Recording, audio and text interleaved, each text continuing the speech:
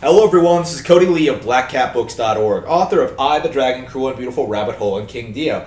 I've been thinking a lot lately about just how dominant Nintendo is in the console sphere, just how dominant they are in basically every genre. Like in basically every genre you can name, from first-person shooters to platformers to strategy games. Nintendo is basically dominating that specific niche, whether or not people want to admit it or not. Like you still have a lot of people who are saying Bloodborne and Witcher 3 are better than Breath of the Wild, which is just laughable. But one of the things that I kind of realized while I was thinking about horror games is that Nintendo, despite what you may imagine, is dominating the horror sphere as well. Now, that may seem kind of odd, considering games like Silent Hill 2 never came to Nintendo. There are all these Resident Evil famously was never on Nintendo. Like all the archetypal horror franchises never came out on Nintendo consoles. But what you have to understand is that horror should not, in and of itself, be a genre in video games. Like, horror is just, like, a stylistic choice. It's just an aspect of the gameplay. Like, whether it's, typically horror games are action-adventure puzzle games, whatever.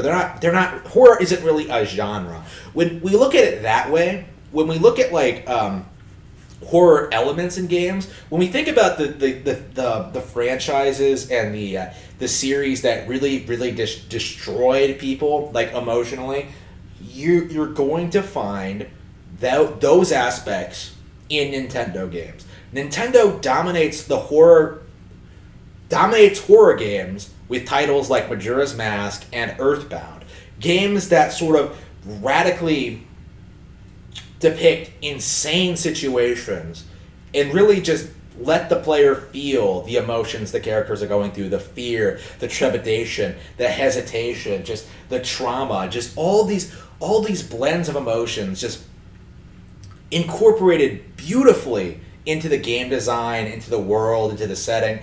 There are so many examples of just Nintendo just dominating in that sphere.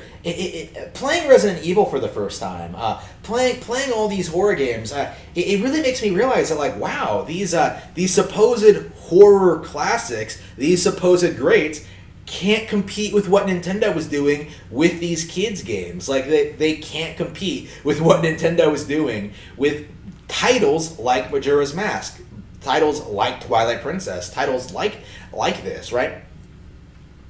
Nintendo, Pokemon, even how many people have you noticed bringing up oh man, Pokemon's kind of scary if you think about it. Nintendo has so much depth to it, so much complexity that most people don't even begin to comprehend just how wide it actually is, just how deep it is, just how much they incorporate these kind of things, and they prop up shit like Outlast, right? They try to say that's a good horror game when it really isn't.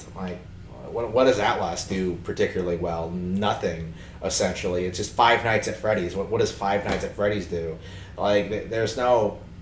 There are no quality gameplay aspects to those games. Nobody's actually scared of them. They're just kind of ooh, look at the shadows moving. That's so scary. Look at these jump scares. It's not true horror the way that Nintendo incorporates horror into just everyday game philosophy. Yoshi's Story, I can tell you, traumatized me more than I think any horror game from other developers, just because of how it handles certain things. That's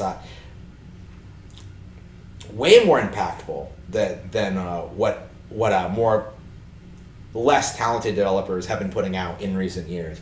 So yeah, with that in mind, that is my official stance on the matter. Nintendo is dominating horror games, and that's not going to change anytime soon.